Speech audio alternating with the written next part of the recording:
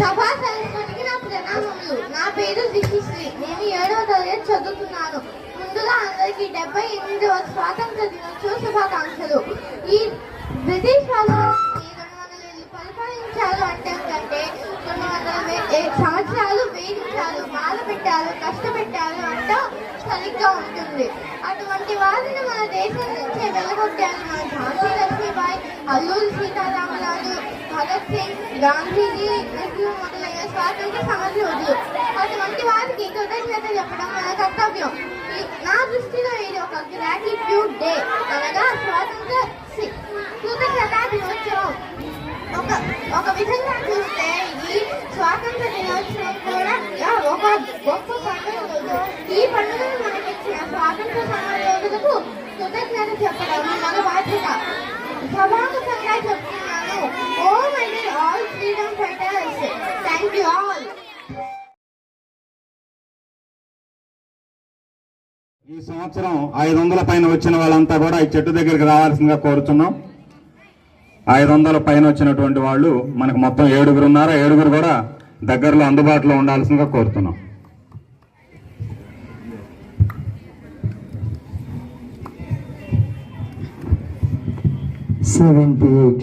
Independence Day to celebrate it.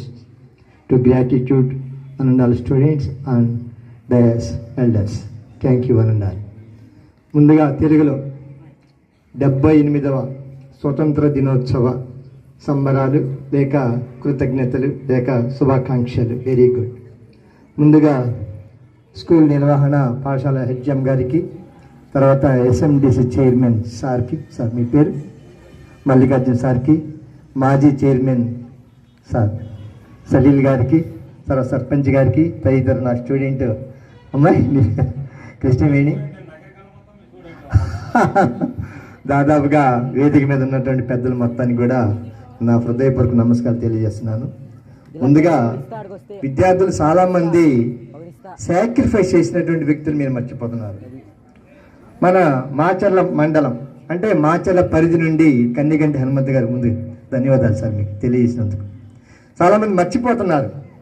దేశం కోసం లేక ప్రాంతాని కోసం ప్రాణాలు అర్పించినటువంటి వ్యక్తులు మీరు మర్చిపోతున్నారు. ఇంకా మర్చిపోతారని అడ్వాన్స్గా తెలియజేశారు కూడా.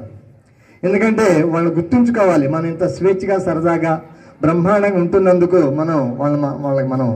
వాళ్ళకి గుర్తుపెట్టుకోవాల్సిన విషయం ఉంది. అయితే ముందుగా ఇంకొక విషయం మీకు చెప్పాలి. అందులో మీరు మర్చిపోయే వ్యక్తిని ఒకరిని పరిచయం చేస్తాను మీ ముందు.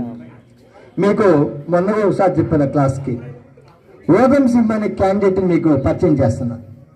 మీకు పంజాబ్ నుండి ఓదం సింహ్ అనే ఒక మంచి ప్రాణదాతని, ప్రాణాలు అర్పించినటువంటి వ్యక్తిని మీకు చెప్పాలనుకుంటున్నా. ఒక 2 నిమిషాలు హిస్టరీ.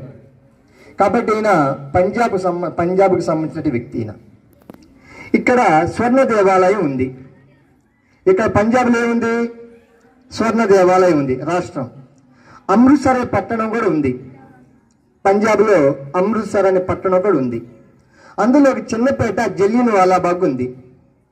ఇక్కడ నరమేధం జరిగింది.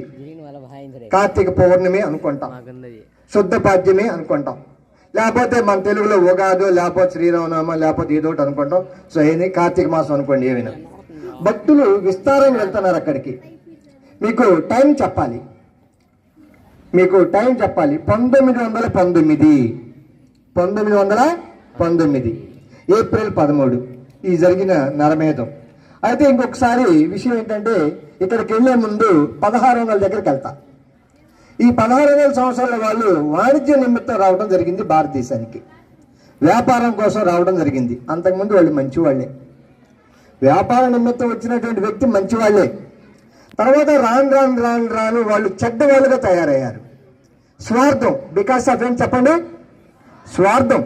స్వార్థం కారణంగా వాళ్ళు ఏమైనా మంచి వాళ్ళ చెడ్డవాళ్ళు అయిపోయారు. చెడ్డవాళ్ళు అంటే కాదు, వ్యాపార నిమిత్తం, రాజ్య నిమిత్తం, కాంక్ష నిమిత్తం వాళ్ళు చెడ్డవాళ్ళు అయిపోయారు తప్ప వాళ్ళు కూడా మంచి వాళ్ళే. అయితే వ్యాపార నిమిత్తం దోసుకున్నారని చెప్పబడుతుంది. అది సహజమే ఎవరికైనా. ఆ పార్ట్ పక్కన పెట్టండి. ఆ తర్వాత 1857 అని గుర్తు చేసుకుంటున్నాం. అది సిపాయిల తిరుగుబాటు. ఎందుకోసమని? మీ మీద నరమేధం జరుగుతుంది, అత్యాచారాలు జరుగుతున్నాయి, తర్వాత దోపిడీ జరుగుతుంది. ఈ కారణంగా 1857లో జనాలకి కోపం వచ్చింది. కొంత తిరుగుబాటు రావడం జరిగింది. కాక ఆ తిరుగుబాటు సుమారుగా 200 సంవత్సరాలు అట్లా అట్లా అట్లా సాగిపోతూ ఉంది. ఆ తర్వాత కాలంలో పంజాబ్ నుండి మాస్టర్ కూర్చోబెట్టి, మొత్తం సైలెంట్ కూర్చోబెట్టి,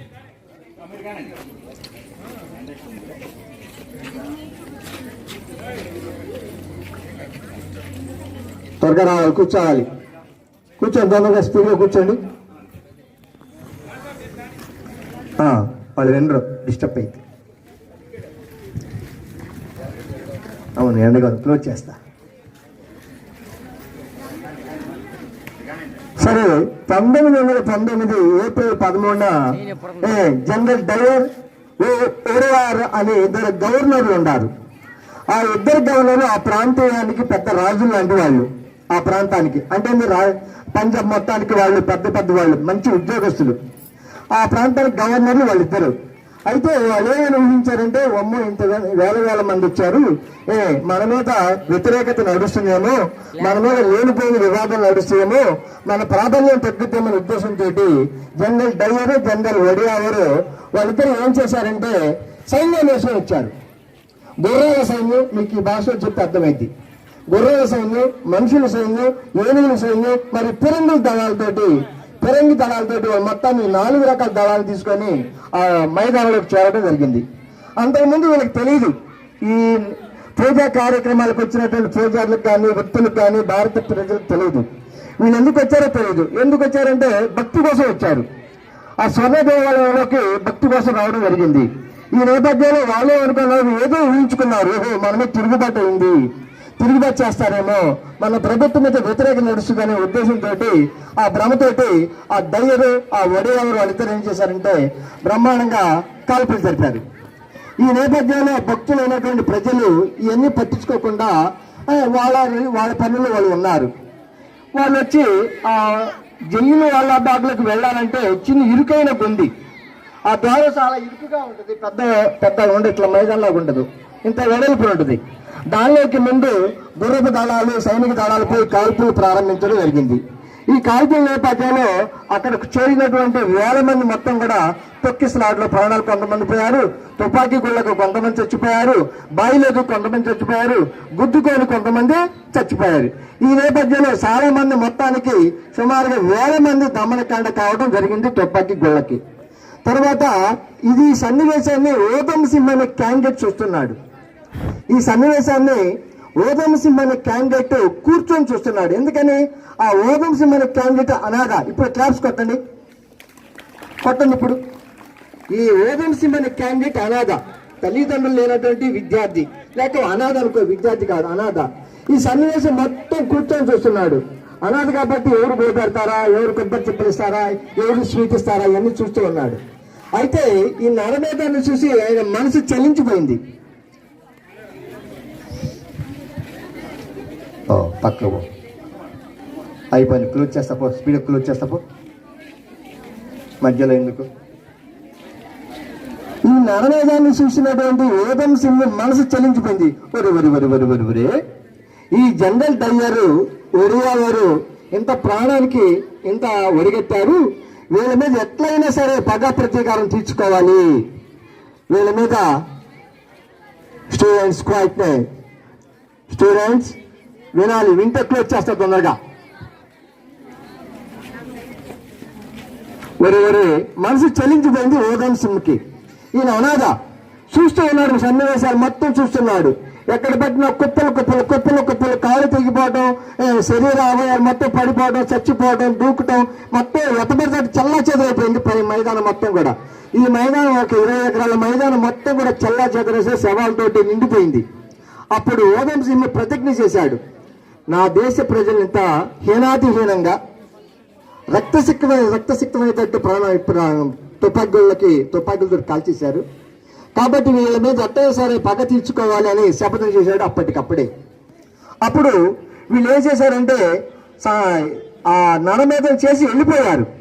వెళ్ళిపోయిన తర్వాత ఓధమ్ సింగ్ చాలా మందిని ఓదార్చడం జరిగింది.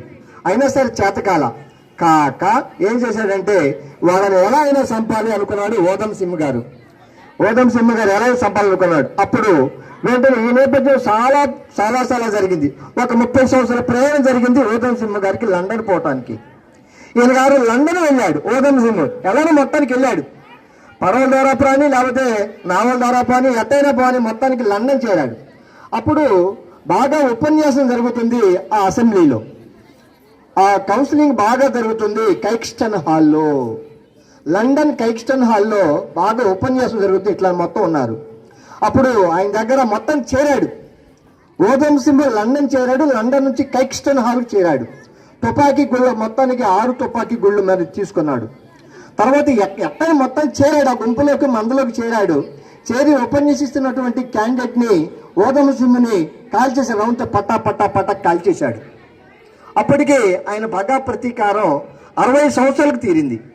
చూడండి, 19 సంవత్సరాల ఓదమ్ సింగ్ వయసు ఎన్ని సంవత్సరాలకు వాళ్ళు కాల్చేశాడు? సుమారుగా 40 సంవత్సరాలు పట్టింది. ఒక వ్యక్తికి ఆ పగా ప్రతీకారం తీర్చుకోవడానికి ఎన్ని సంవత్సరాలు పట్టింది? 40 సంవత్సరాలు పట్టింది. అప్పుడు ఆయన గారి వయసు 60 సంవత్సరాలు అయింది. కాబట్టి పిల్లలు ఆయన శిక్షించి పట్టుకొని ఉరిశిక్షించడం జరిగింది. ఆ నేపథ్యంలో ఆయన అస్థికలు తీసుకురావడానికి మళ్ళీ 30 సంవత్సరాలు పట్టింది. ఓదమ్ సింగ్ యొక్క అస్థికలు లండన్ నుంచి భారతదేశానికి ఢిల్లీ తీసుకురావడానికి మళ్ళీ 40 సంవత్సరాలు పట్టింది. చూడండి ఈ నేపథ్యంలో ఎంత ప్రాసెస్ జరిగిందో. 10 సంవత్సరాలు ప్రాసెస్ జరిగింది పిల్లలు. కాబట్టి పిల్లలు ప్రాణత్యాగానికి పగా ప్రతీకారం ఇవాళ రేపే కాదు, సంవత్సరాలు తరబడి పట్టింది. కాబట్టి ఆ ఓదమ్ సింగ్ యొక్క అస్థికలు మళ్ళీ ఢిల్లీ స్మారక చిహ్నంగా అక్కడ ఉండిపోయింది. ఇప్పుడు క్లాప్స్ కొట్టండి. అంటే దేశభక్తి అంటే అందరూ చేయాలని రూల్ ఏమీ లేదు. వాళ్ళు చేయాలా, వీళ్ళు చేయాలా, ఈ కులం చేయాలా, ఆ మతం చేయాలా, రూల్ ఏమీ లేదు. ఇప్పుడు చెప్పండి, ఓదమ్ సింగ్ ఎవరు? ఒక అనాథ. ఓదమ్ సింగ్ ఎవరా? ఒక అనాథ. అది దేశభక్తికి ఏ ప్రాంతం, ఏ మతం, ఏ కులానికి ఇదే వ్యత్యాసం ఏమీ లేదు. దేశభక్తి అందరికీ ఉంటది. కాబట్టి మీరు కూడా ఈ విధంగా నేను దేశభక్తి నిండి ఉండాలని కోరుకుంటూ సభాపకంగా తెలియజేస్తూ కృతజ్ఞతలు. Thank you very much. Thank you.